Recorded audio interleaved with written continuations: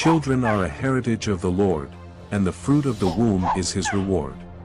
When children are born to parents, they become wholly responsible for these precious gifts entrusted to them by God. Sadly, the story takes a flip side, when parents are ignorantly deceived by the leaders whom they, like their children, have also come to trust. Just like children trust their parents to make decisions for them. So, the people, the citizens of a nation, trust their leaders to make decisions for them. This vaccine is safe and effective, so get your children vaccinated to protect themselves, to protect others, and to stop the spread. Get your children vaccinated. Parents ought to make sure their children are vaccinated. Fluoride is safe and effective, and it's one of the most inexpensive ways to really cut down on dental decay. Fluoride is safe and effective. Fluoride is safe and effective. And you feel really betrayed when they make the wrong decisions knowingly. One such way by which bad decisions are continually being made by leaders and governments of nations are in matters pertaining to child health care, for by their collusion and connivance with the pharmaceutical industry, millions of children around the world have helplessly taken a fall to the horrendously damaging consequences of the sinister work of these pharmaceutical industries, meted out on their diminutive existence. These evil occurrences perpetrated against innocent lives give rise to this all-important question: why do children get sick?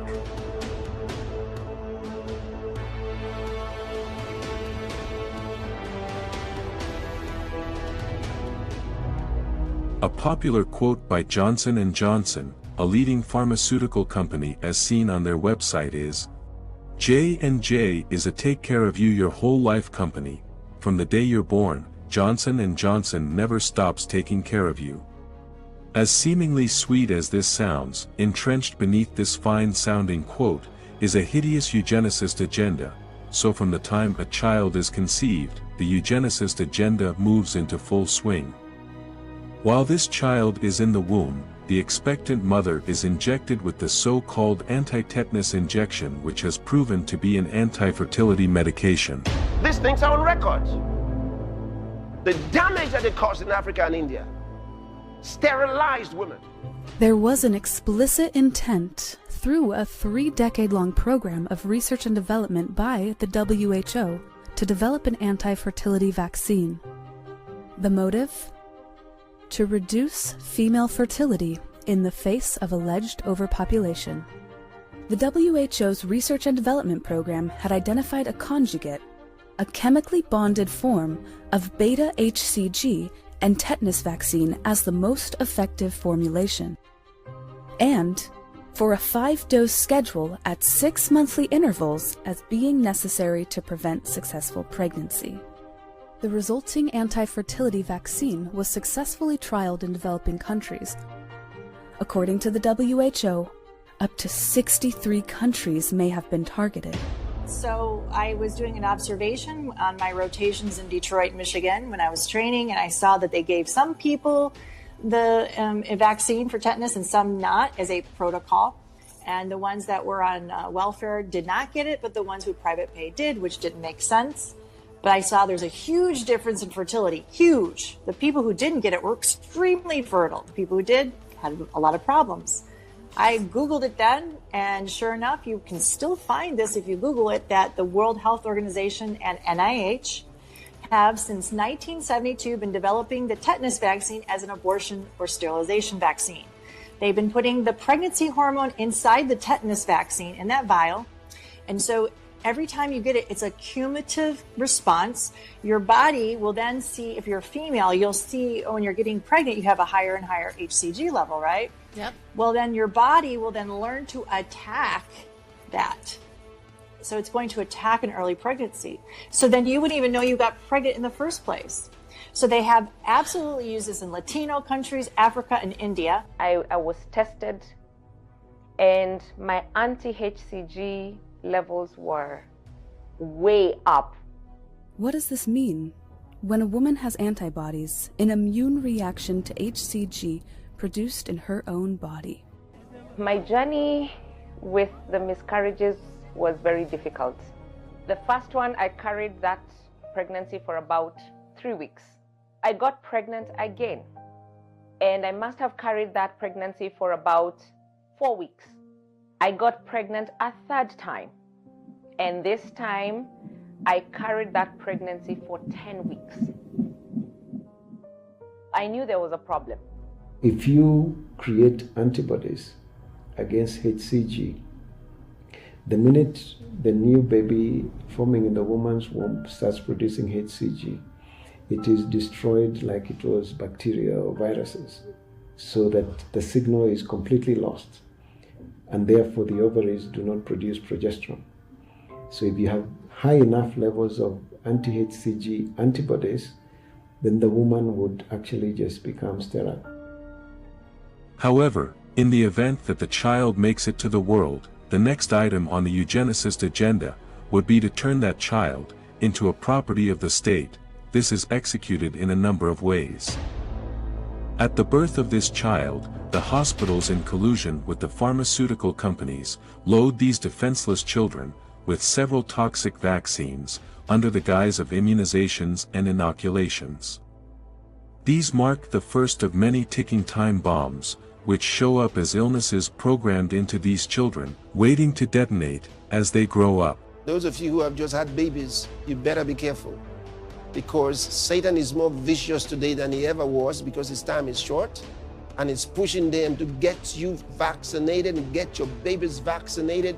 Giving your newborn to a hospital, it is a ghoulish, satanic system.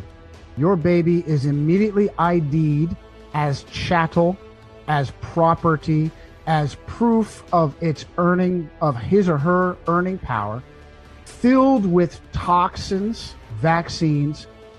You will be lucky if the toxins in the vaccine doesn't destroy your child, doesn't rob your child of their mental faculties, doesn't harm your child. It will harm your child like a time bomb, like a ticking time bomb. Oh, what are measles? What are chickenpox?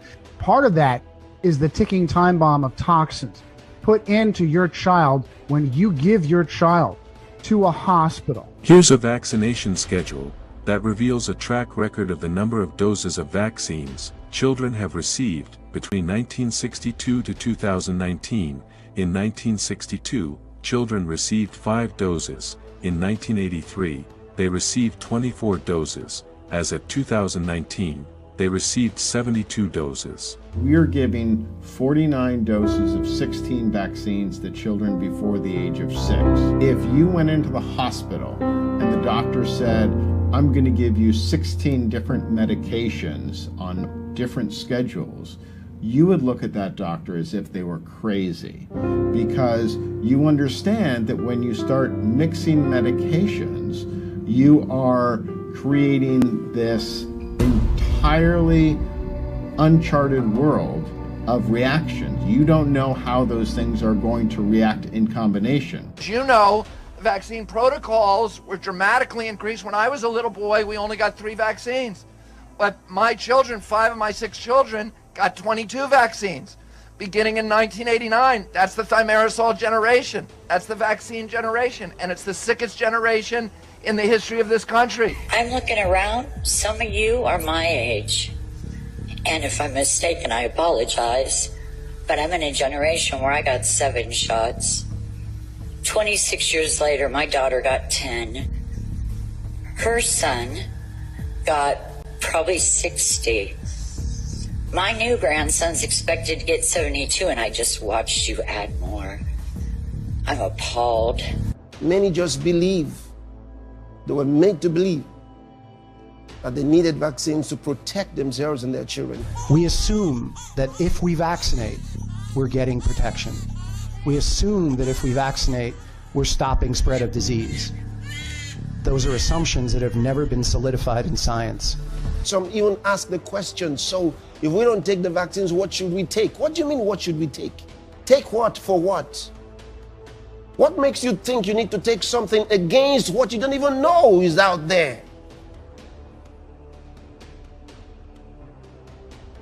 And many of the diseases that you were told to get vaccinated against did not even exist until the vaccines were given to you. According to a quote by W.B. Clark, published by the New York Press on January 26, 1909, cancer was practically unknown until cowpox vaccination began to be introduced.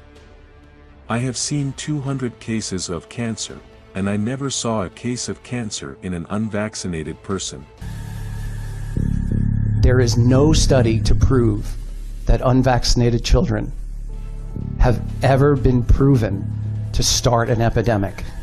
I have been seeing families in my practice for over 20 years that have opted out of vaccination. They are the healthiest children I have ever seen.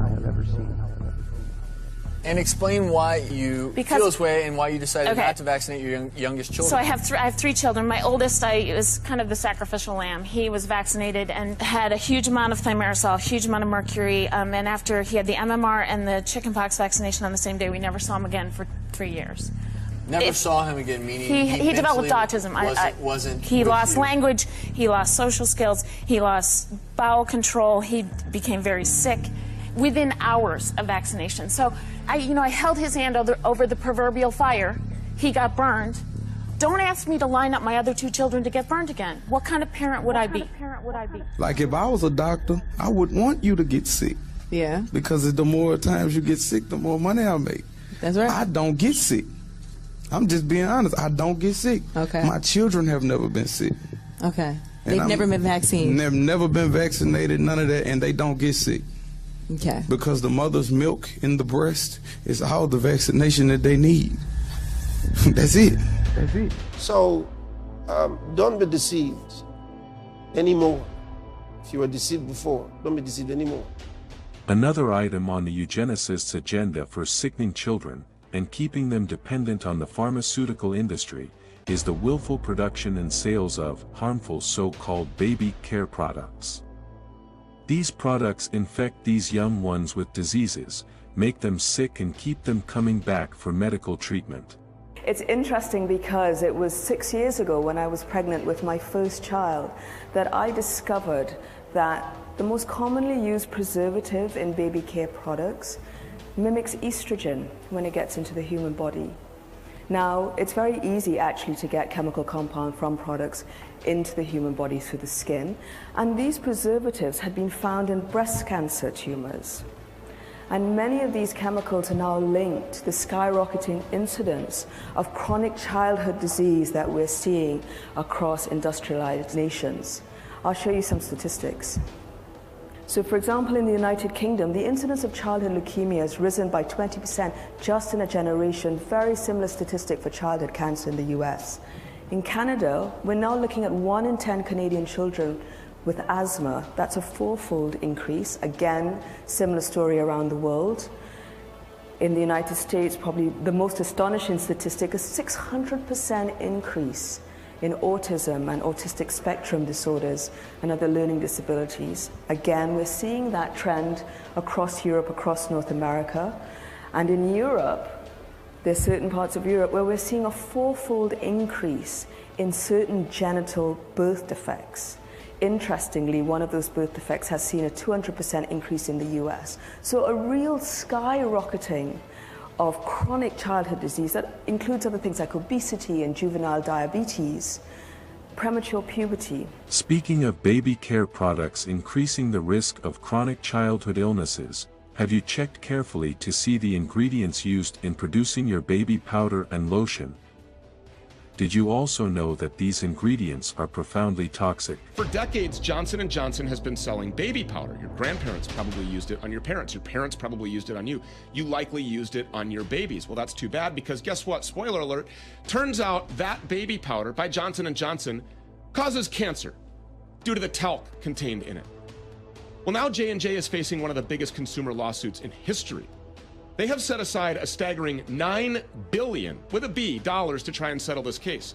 The settlement fails, they could be on the hook for a whole lot more. We hope that they are, actually. My problem is, they knew from 1971 to the early 2000s, they knew that their baby powder had asbestos in it. Internal documents, court testimonies all showed this. and their executives knew, their doctors knew, their lawyers knew, their managers knew, and they did nothing. They continued to sell it, knowing that it was causing significant problems and it was going to have significant long-term health effects to children, to babies. And you know what?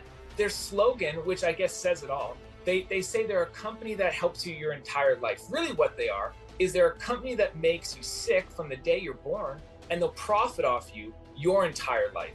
The problem is the whole system's broken. So you look at the early 2000s, your healthcare costs in the US were $2 trillion. You look at today, 12% increase in population, your healthcare costs have doubled. Everybody's getting sicker and they're becoming more and more expensive.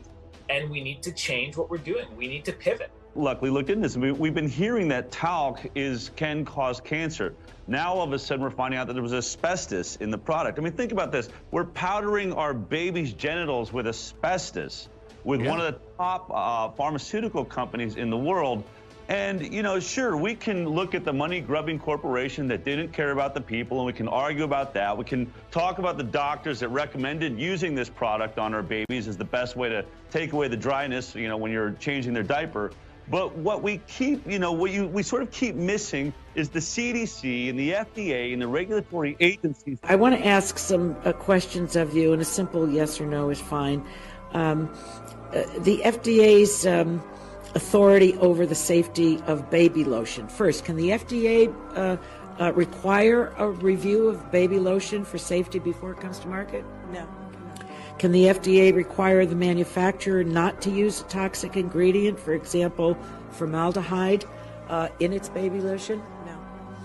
Is the manufacturer required to register with the FDA before selling its baby lotion? No. So I think my first statement is becoming truer. Once the baby lotion comes to market, can the FDA require safety information about the baby lotion? No. If the baby lotion has caused bad reactions in the babies, can the FDA require a recall? No. If the manufacturer is aware of the baby's bad reactions, would the manufacturer be required to report that to the FDA? No. Well, I think everybody's paying rapt attention here. What about the toothpaste that you use every day? Oh yeah. The inclusion, the smart, devilish inclusion of fluoride. What's going on? And then I see children's toothpaste that they're targeting 2-year-olds with that's got Spider-Man on it or Superman or Batman. I mean, it's got or Papa Smurf, you name it. And it's sodium fluoride for kids. It says on the back, if you swallow even a pea size of this, called poison control. Everybody knows kids eat toothpaste. I've got organic for mine, and my kids, you know, especially the little ones, are always trying to eat it. But then you go to the baby store. I have 3 children, 3 small children. You go to the baby store, and it's 5, 6, 7 brands. All the brands of water, bottled water, say fluoride for babies. Fluoride, nursery water, what they need. And I'm going, well, wait, they've said for 6 years, they admit it's hurting their brains, it's hurting their teeth, it's causing dental fluorosis before the teeth have emerged. Well, there's a study from 20 years ago showing infant mortality was higher in fluoridated communities. Is that why? I don't know. Why didn't they do a follow-up study? I think that would be interesting to know. Children have died, you know.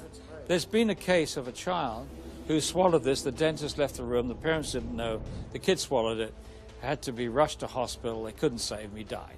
So, yeah, it's very toxic substance. There's no question about that. Is that the kind of stuff that a responsible parent would be putting in their child's hand? While parents seek to teach young children to brush their teeth at an early age, the responsibility lies with parents, guardians, and caregivers to carefully read the labels on these child care products before purchase, as this simple act of diligence could protect a child's health to no small measure. FDA in 1997 required manufacturers of toothpaste to put this warning label on it. It's the same as you'd have on a loaded .38 caliber pistol. Keep out of reach of children. And only use a little pea-sized amount, which is about the same amount that would be in a bottle of water. And if that amount is swallowed, call the Poison Control Center or seek professional help immediately. So if I drink a bottle of water, should I call the Poison Control Center too? This is just insane. So this is what two different organizations say. One says, don't swallow it. Why did they put that on there? They put that on there because there were 10,000 calls a year to the poison control centers from children made ill by swallowed toothpaste. 10,000 calls, and you know for every call there's 5 that didn't call.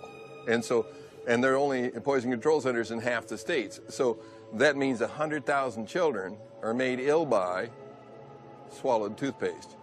It's insane to put a deadly poison in a child's hand and say, go brush and be sure and spit out, Johnny.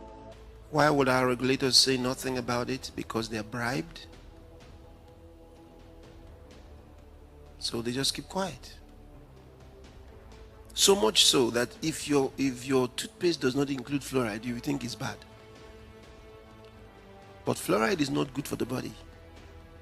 But did they tell you? No. This is going to make you mad. On March 15, 2023, the U.S. government finally released a report it had suppressed since May of 22 on the effects of fluoride on our kids. It took a lawsuit to get the results of this 6-month review of dozens and dozens of studies, which was funded by the taxpayers. Here's the conclusion I pulled right off page 467 of the report. The consistency of the data supports an inverse association between fluoride exposure and children's IQ. That means as fluoride goes up from drinking water, toothpaste, dental cleanings, whatever, IQ goes down in the developing brains of our kids. Now, who would want to block access to that information from the public? Oh, probably dentists. There are arguments both ways on fluoride and tooth decay, but nobody expected neurological damage. And withholding information is never, ever the answer to anything. Shame on those who would even consider it. I think it's finally time to stop putting fluoride in our drinking water. Dentists be damned. People can choose to supplement it with tablets if they want, but they can't really choose not to drink the city water, right? Something like 98% of the Western world doesn't drink fluoridated water, and there's no outcry that their kids' teeth are rotting out of their mouths. You can filter fluoride out of your drinking water with a reverse osmosis system, a distillation system, or an ion exchange type of filtration. Let's help our kids keep their smarts.